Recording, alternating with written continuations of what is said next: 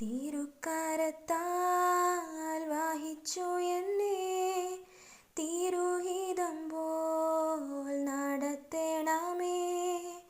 കുശവൻ കയ്യിൽ കളിമണ്ണു ഞാൻ അനുദിനം നീ പണിയണമേ.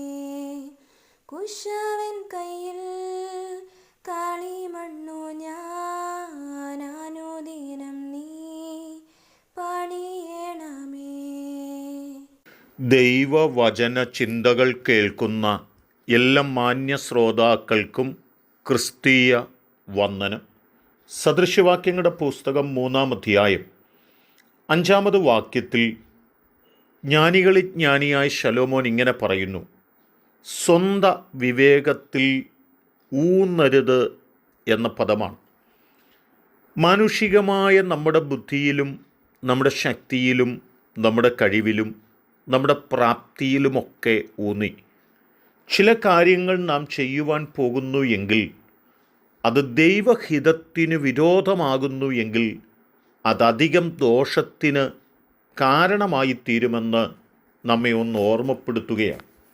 നാം ശമൂവേൽ എഴുതിയ 1-ാം പുസ്തകം 13-ാം അധ്യായത്തിൽ കടന്നു വരുമ്പോൾ, അർഹതയില്ലാത്ത ശൗലിനെ ദൈവം അർഹനാക്കി ഇസ്രായേലിൻ്റെ 1-ാമത്തെ രാജാവായി അഭിഷേകം ചെയ്ത് ആ തലത്തിൽ ആക്കി വെച്ചു എങ്കിലും, രാജാവായിരിക്കുന്ന ഒരാൾ യാഗം കഴിക്കുവാൻ പാടുള്ളതല്ല എന്നറിഞ്ഞിരിക്കെ ശമൂവേൽ ചെയ്യേണ്ടതായ കർത്തവ്യം ശൗൽ ചെയ്യുവാനായിട്ട് തൻ്റെ ബുദ്ധി കൊണ്ട് ആലോചിക്കുകയും തീരുമാനമെടുക്കുകയും ചെയ്തു എന്നുള്ളതാണ്.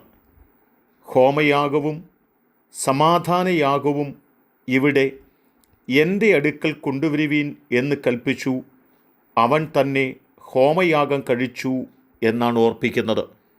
സ്വന്തം ബുദ്ധിയിൽ സ്വന്തം ശക്തിയിൽ ആശ്രയിച്ച് ശൗൽ യാഗം കഴിക്കുക നിമിത്തം ശമൂവേൽ കടന്നു വന്നപ്പോൾ അവൻ ചെയ്തു പോയ തെറ്റിനെക്കുറിച്ച് ബോധ്യപ്പെടുത്തുകയും തൽഫലമായി ശൗലിൻ്റെ ജീവിതത്തിൽ അത് നാശത്തിന് കാരണമായി തീരുകയും ചെയ്തു എന്നോർപ്പിക്കുകയാണ്. സ്വന്തം ബുദ്ധിയിൽ ആശ്രയിച്ചതാണ് ശൗലിൻ്റെ വീഴ്ചയുടെ കാരണമായി ഓർപ്പിക്കുന്നത്. 2 ശമൂവേലിൻ്റെ പുസ്തകം 15-ാം അധ്യായത്തിലേക്ക് നാം കടന്നു വരുമ്പോൾ, ദാവീദിൻ്റെ മകനായിരിക്കുന്ന അബ്ശാലോമിന് രാജാവാകുവാനായിട്ടുള്ള ആഗ്രഹമുണ്ടാകുകയും തൻ്റെ സ്വന്തം ബുദ്ധിയിൽ ആശ്രയിച്ചുകൊണ്ട് താൻ ദാവീദിനെ പറ്റിച്ച് ദാവീദിൻ്റെ കയ്യിൽ നിന്ന് ചില നന്മകളൊക്കെ വാങ്ങിക്കൊണ്ട് ദൈവത്തെ ആരാധിക്കേണ്ടതിനായി കടന്നു പോകുന്നു എന്ന് പറഞ്ഞ് താൻ കടന്നു പോവുകയാണ്. എന്നാൽ അതിനു മുൻപ് തന്നെ സ്വന്തം ബുദ്ധി കൊണ്ട് ദേശത്തുള്ള ആളുകളെ തൻ്റെ മനസ്സിനോട് ചേർത്ത് നിർത്തുവാനായി താൻ ചെയ്തതായ പ്രവൃത്തി കടന്നു വരുന്ന ജനത്തെ കേൾക്കുവാനും അവർക്ക് ന്യായമായത് നടത്തിക്കൊടുക്കുവാനും രാജാവ് തയ്യാറാകുന്നില്ല എന്നും ആരെയും അതിനായി ആക്കി വച്ചിട്ടില്ല എന്നും ദാവീദിന് വിരോധമായി അബ്ശാലോം സംസാരിച്ചു. അങ്ങനെ ജനത്തിൻ്റെ മനസ്സ് അബ്ശാലോമിൻ്റെ അരികിലേക്ക് തിരിക്കുവാനും അപ്പനെ കളിപ്പിച്ച് ദൈവത്തെ ആരാധിക്കാൻ എന്ന് പറഞ്ഞ് കടന്നുപോയി.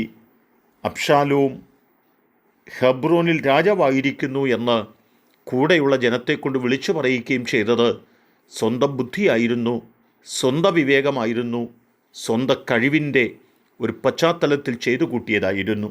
എന്നാൽ എന്താണ് സംഭവിക്കപ്പെട്ടത്? അബ്ശാലോമിൻ്റെ തകർച്ചയാണ്, നാശമാണ് അവിടെ സംഭവിക്കപ്പെട്ടത്. അബ്ശാലോമിൻ്റെ മരണവാർത്തയാണ് പിന്നത്തേതിൽ ദാവീദ് കേൾക്കുവാനിടയായിത്തീർന്നതെന്നും നമുക്ക് കാണുവാൻ കഴിയുകയാണ്. ഇവിടെയൊക്കെ നമ്മെ എന്താണ് ബോധ്യപ്പെടുത്തുന്നത്? ശൗലിൻ്റെ സ്വന്തം ബുദ്ധി തന്നെ നാശത്തിലെത്തിച്ചു. അബ്ശാലോമിൻ്റെ സ്വന്തം ബുദ്ധി തന്നെ നാശത്തിൽ കൊണ്ട് എത്തിച്ചു. അതുകൊണ്ട് തന്നെ ശലോമോൻ പറയുകയാണ്, സ്വന്തം ബുദ്ധിയിൽ ഒന്നും ചെയ്യാതെ ദൈവത്തോട് ആലോചന ചോദിച്ച് ദൈവഹിതപ്രകാരം നാം കാര്യങ്ങൾ ചെയ്യണമെന്ന് നമ്മെ ഓർപ്പിക്കുകയാണ്. ആയതുകൊണ്ട് സ്വന്തം ബുദ്ധിയിൽ ആശ്രയിക്കാതെ ദൈവത്തിൽ ആശ്രയിച്ച് ദൈവത്തോട് ആലോചന ചോദിച്ച് ജീവിതത്തിൽ മുൻപോട്ട് പോകാൻ നമുക്ക് ഉത്സാഹിക്കാം. അതിനെൻ്റെ കേൾവിക്കാരെയും ദൈവം സഹായിക്കട്ടെ. കരുണയുള്ള ദൈവമേ, ഞങ്ങൾ സ്വന്തം ബുദ്ധിയിലോ ജ്ഞാനത്തിലോ വിവേകത്തിലോ ആശ്രയിച്ച് മുൻപോട്ട് പോകുന്നവരല്ല. അതിനപ്പുറത്ത് ഞങ്ങളെ വിളിച്ച ദൈവത്തോട് ആലോചന ചോദിച്ച് ദൈവഹിതപ്രകാരം, ദൈവാലോചനപ്രകാരം, ദൈവത്തിൻ്റെ ഹിതപ്രകാരം ഞങ്ങൾക്ക് മുൻപോട്ട് പോകാൻ ഞങ്ങളെ പ്രാപ്തരാക്കണം. കർത്താവ് അങ്ങനെ ചെയ്യുന്നത് കൊണ്ട് സ്തോത്രം. യേശു കർത്താവിൻ നാമത്തിൽ തന്നെ ആമേൻ.